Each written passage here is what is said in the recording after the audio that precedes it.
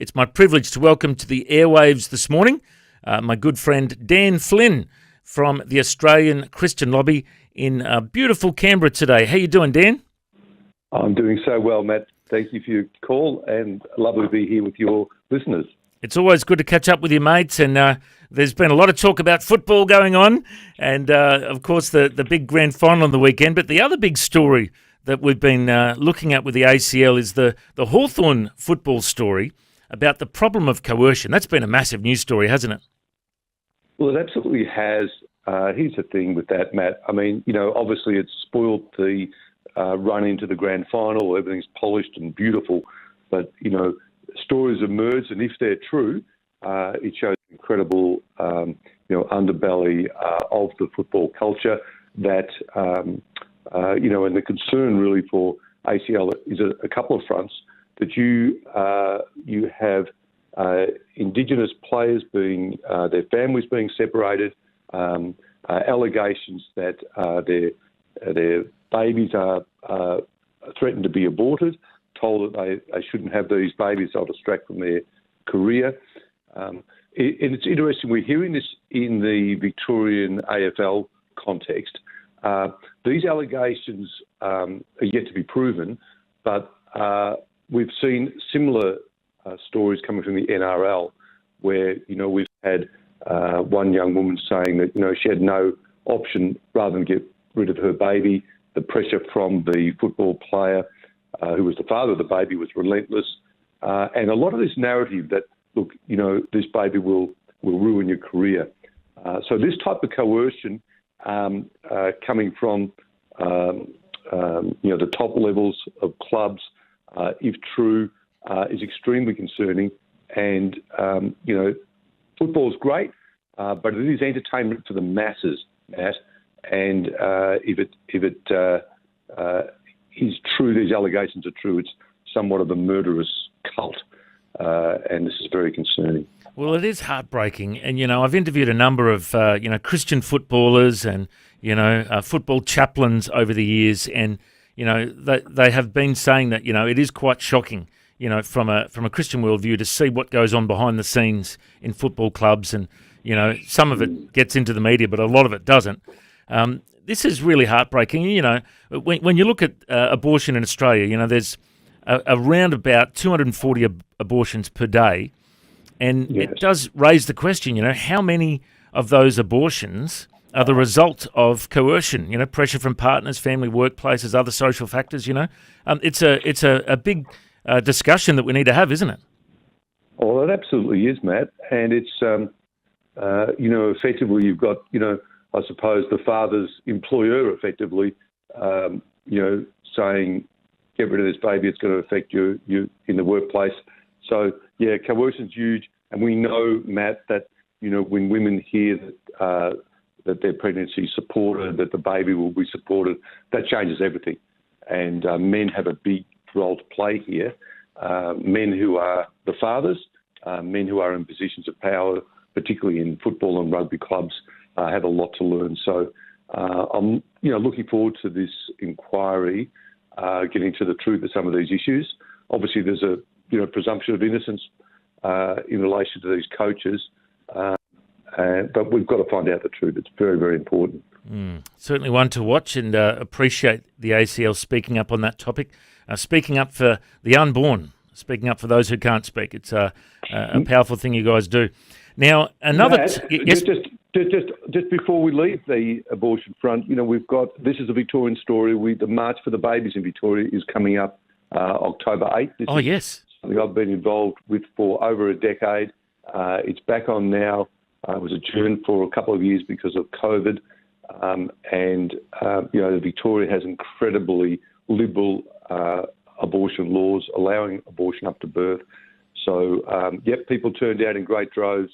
The grand final, they always turn out in great droves of March for the Babies in Victoria, along Collins Street and Burke Street. So, that's going to be a great event. Okay, so if people want to join in, it's at the Treasury Gardens at 1 p.m. For the March for the Babies on Saturday, October 8th. And you walk into Parliament House, and it's a family-friendly event, so people can join in. It's so important that Christians vote with their feet on these on these topics. That we get out there and we rally. It's important, isn't it, that we show the world what we stand up for. Thanks for the plug, Matt. You're absolutely right. I've been involved in the March for Life in Brisbane a number of times, and there's something special about it, and you see all these people holding up banners of beautiful little babies, and it's just such an important thing. So March for Babies this Saturday, October 8th, and I'm sure there'll be a good turnout there. I remember seeing, I think it was Bernie Finn. He's often at that one in Victoria, isn't he? There. Yes, absolutely, absolutely. And we do say to people, hey, if you're involved in one piece of political activism for the year, get the family, put them in the car, get the child in the pram, and go to this one, because these numbers speak to the politicians and to the media who are always there. Absolutely. And just on another note, there's a new pro-life movie being released. I just got a press release about it last week. It's out in cinemas soon. I'm pretty sure the name is Life Mark, from the guys that made, Courageous and War Room. The Sherwood Pictures guys. Yes, certainly. Very good pro-life movie coming out. So, head along to the movies and see that one when it comes out as well. So, very good. All right, mate. Now, let's turn our attention to WA. There's a threat to Christian schools in WA. What's the latest there? Well, we talk so much about the religious discrimination bill last year, the previous term of government, and, the desire, the plan, Matt, that don't protect Christian schools. Now, that legislation was never passed, but what we are seeing here in WA, we had a discussion, I know there was a discussion last week about Queensland. So the states are trying to tighten the screws on Christian schools through changes to the Anti-Discrimination Act. And right now what we're seeing in WA is a proposed amendment to the Anti-Discrimination Act to remove the right of Christian schools to exclusively hire Christian teachers.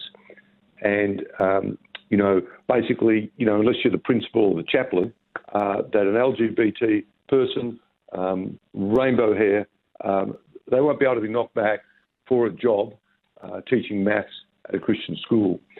And I'm just, aware this morning earlier that Northern Territory has a proposed bill along similar lines, that you won't be able to refuse to hire them on the basis of their LGBT status, and you won't be able to, discipline or dismiss them because of their LGBT status. So this threat in WA, in Northern Territory, in Queensland, to Christian schooling is such an existential threat. We're not talking here, I know we hear about the gardener and all of that, but the reality is that we are talking about everybody except the principal and the chaplain will be, and you can have an LGBT person who's the year level coordinator in your Christian school for which you're paying fees to have a Christian education delivered to your children. So, we have crews on the ground. In fact, Matt, today we have Christopher Bro here in Darwin, and he's meeting with members of Parliament this week to talk about the Northern Territory version of this, and also collaborating with the Catholic Bishop on this. So we do have people on the ground in WA, Peter Abetz, Christopher Bro here in Northern Territory today, in the corridors of power on this issue to try and protect Christian schools from this sort of state and territory type attack. Well, and it's so true. The Christian schools need Christian staff in order to fulfil their ethos. I mean, that's what defines a Christian school. So, I mean, it's such an important thing that we speak up on this. We know that there's an online petition on the ACL website. We're urging people to sign it and defend Christian schools in WA. Also in Queensland, there's a writing campaign on the website to help you defend Christian schools that are under threat in Queensland. I've seen that doing the rounds in my circles as well. Once again, all the links are at the website acl.org.au if you'd like to make your voice heard on that topic.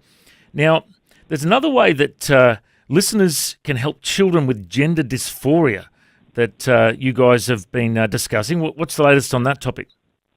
Well, we've obviously heard about this, the Tavistock clinic being closed in England because they had a philosophy of, look, if a child comes in, they're gender confused, great. They're going to have a pathway. We'll give them the chemicals or drugs will do whatever's necessary to help these children transition. Now, that was closed down in London because there were concerns. The Royal Melbourne Children's Hospital, or the Royal Children's Hospital in Melbourne, rather, has the same protocol as Tavistock. That's not closed down. And remarkably, and I know your listeners would be concerned about this, the ABC has not run one story on the Tavistock closure. And when they were asked about this, they said, it's because it's an overseas issue. We're more concerned about Australia. Well, that's not true. When the Queen died, plenty of coverage. They are concerned about overseas issues, but they don't want any narrative that would be against the approach of transitioning gender-confused children. So we have a petition that is it's online. It's part of the Australian Parliament House petitions. It's been prepared by Wendy Francis, and we do encourage people to go to our website to sign it, and that goes directly to members of Parliament. It will be tabled in the Parliament, and so that's a very significant one. And we do encourage people to basically help these children who are being, steered down a path that's causing great heartbreak in a lot of families. Yeah, well, it certainly is a big topic. Good to see the ACL speaking up on that topic. And just on that too, Dan, we need to hear good testimonies about topics like this. And, I heard of a church recently where there was a guy that was gender confused for a number of years, and the church, loved him and cared for him, even though he would turn up, in different clothing at different times. And I just heard recently that this guy got baptised, and he's back to his original state and loving it, happy, confident, free. And, we need to hear stories like that, don't we? Oh, we absolutely do. We absolutely do. And, this is becoming more and more common in churches, including the church that I attended in Melbourne. We had such a person, and they were on a journey of faith, and it was great to see. What we have seen, Matt, recently are parents who are very devastated by the treatment that their children have had. Yeah. And some parents who are quite motivated to speak out on this. We're seeing a fair bit of that at the moment. Wow. Well, once again, acl.org.au, if people want to look at the petition there on that, it can be signed to help protect our children. Mate, the other big news with you guys is the Truth of It Live have been happening around Australia. These events are massive. Tell us all about it. Matt, this was in Sydney on Saturday night. It was a sellout at the Darling Harbour Theatre, and it was just an impressive night. There were 2,400 people in attendance. We heard an excellent message from Martin Isles, a great presentation by John Steinoff and the Human Rights Law Alliance, showcasing the plight of many of their clients. It was an epic event, and just such a sense of Christian unity, and right across the denominations, Matt. And when people are in the trenches on these sort of battles, the denominations don't matter much. Every denomination has its distinctives, but when people are really in the battle on these issues and they unite at something like the Truth of It Live, they are all on the one page, keen to be activated to help on the pro-life issues and on the gender issues, and I suppose given some courage to stand up, whether it's at work and having to attend and make it, wear a purple day, all of that type of thing. People get some courage to be able to say, hey, you know what, that may not be for me, and I can declare my faith boldly and expect to be respected in this workplace. So, yeah, a great night of courage. These are continuing next month, October, late October, in Canberra, and you'll find that on our website. There's 1,000 seats in the Great Hall of Parliament House. 847 of them are sold, so about 150 seats left. And so we do encourage people to register for the Canberra event.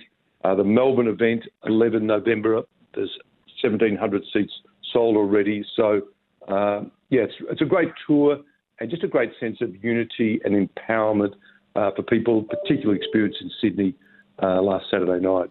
And if people missed it, it is available. It was live streamed and is available on YouTube or Facebook. People can search up the Australian Christian Lobby and search it up on their social media as well. Always a pleasure to catch up with you, Dan, and our thoughts, we just love what you guys do with the Australian Christian Lobby. Our prayers are with you, and keep fighting the good fight, my brother. Thanks for your time. Thank you, Matt. God bless. Appreciate it.